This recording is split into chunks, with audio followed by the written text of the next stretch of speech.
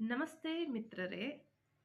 ನನಗೆ ಇವತ್ತು ಈ ಒಂದು ವಿಷಯವನ್ನ ಈ ವಿಡಿಯೋದಲ್ಲಿ ಹೇಳ್ಕೋಬೇಕು ಅಂತ ಅನ್ನಿಸ್ತು.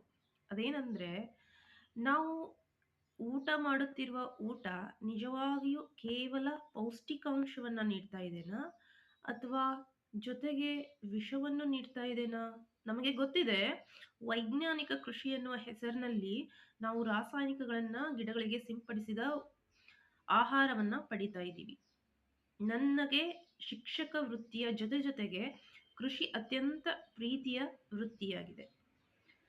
ನಾನು ಎಲ್ಲರೂ ಮಾಡುವ ಹಾಗೆ ಕೃಷಿಯನ್ನ ಮಾಡ್ತಾ ಇದ್ದೆ. ಈ ಹಿಂದಿನ ವರ್ಷ ಬೆಳೆದಂತಹ ಬೆಳೆಗೆ ರೋಗ ಬಂದಿತ್ತು. ಆದರೆ ನಾನು ಹಲವಾರು ಕಾರಣಗಳಿಗೆ ಮೊದಲು ಆ ರೋಗಕ್ಕೆ ಔಷಧಿಯನ್ನ ಸಿಂಪಡಿಸಲಾಗ್ಲಿಲ್ಲ. ನಂತರದಲ್ಲಿ ನಾನೇ ಸಿಂಪಡಿಸಲಿಲ್ಲ. ಕಾರಣ, ನಾನು ರಾಸಾಯನಿಕಗಳನ್ನ ತೆಗೊಂಡು ಬರ್ಬೇಕಾದ್ರೆ ನಮ್ಮ ಮನೆಯ ಮುಂದಿನ ಅಂಗಳದಲ್ಲಿ ಒಂದು ಹಕ್ಕಿ ಸತ್ತು ಬಿದ್ದಿತ್ತು.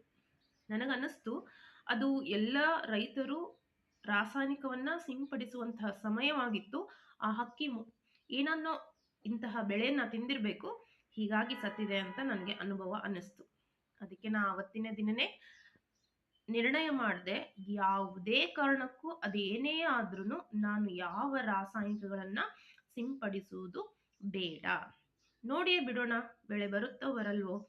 ಈ ಪೂರ್ವಜರು ಸಹಿತ ಮಾಡ್ತಾ ಇದ್ರು ಅಂದ್ರೆ ಕೃಷಿನ, ಅವ್ರು ಯಾವುದೇ ರಾಸಾಯನಿಕಗಳನ್ನ ಸಿಂಪಡಿಸ್ತಾ ಇರ್ಲಿಲ್ಲ ಅಂತಾದ್ರೂ ಬೆಳೆ ಬರ್ತಿತ್ತು ಅಂದ್ರೆ ನಮಗೂ ಬರ್ಬೇಕಲ್ವಾ. ನಿರ್ಣಯಿಸಿದೆ, ಆ ಒಂದು ರಿಸ್ಕ್ ಅನ್ನ ತಗೊಂಡೆ. ನಿಜ ಹೇಳ್ತೀನಿ, ಅತ್ಯಂತ ಖುಷಿಯ ವಿಷಯ ಏನಂದ್ರೆ, ಬೆಳೆ ಈ ಮೊದಲು ರೋಗ ಬಂದಾಗ ಸಿಂಪಡಿಸಿದ ರಾಸಾಯನಿಕಕ್ಕೆ ಯಾವ ರೀತಿಯಲ್ಲಿ ಅಂದ್ರೆ ಉತ್ಪನ್ನ ಬರ್ತಾ ಇತ್ತೋ ಅದೇ ರೀತಿಯೇ ಬಂದಿತ್ತು. ಇದು ಕೇವಲ ಒಂದೇ ಬೆಳೆಗೆ ಅಲ್ಲ, ಮತ್ತೊಂದು ಬೆಳೆಗೆ ಇದೇ ರೀತಿಯಾದ ಕಾರಣದಿಂದ ನಾನು ಸಂಪೂರ್ಣವಾಗಿ ನಿರ್ಣಯಿಸಿದೆ, ನನ್ನ ಪೀಳಿಗೆಗೆ, ನನ್ನ ಈ ಜನಕ್ಕೆ ನಾನು ನೀಡುವುದು ಪೌಷ್ಟಿಕ ಭರಿತ ಆಹಾರವನ್ನ ಹೊರತು ವಿಷಭರಿತ ಆಹಾರವನ್ನಲ್ಲ. ಇದು ಸಮಾಜಕ್ಕೆ ಉಪಯೋಗ ಎಂದು ಈ ವಿಡಿಯೋವನ್ನ ಶೇರ್ ಮಾಡ್ತಾ ಇದ್ದೀನಿ ಫ್ರೆಂಡ್ಸ್. ನಿಮಗೂ ಉಪಯೋಗ ಅಂತ ಅನಿಸಿದ್ರೆ ಶೇರ್ ಮಾಡಿ.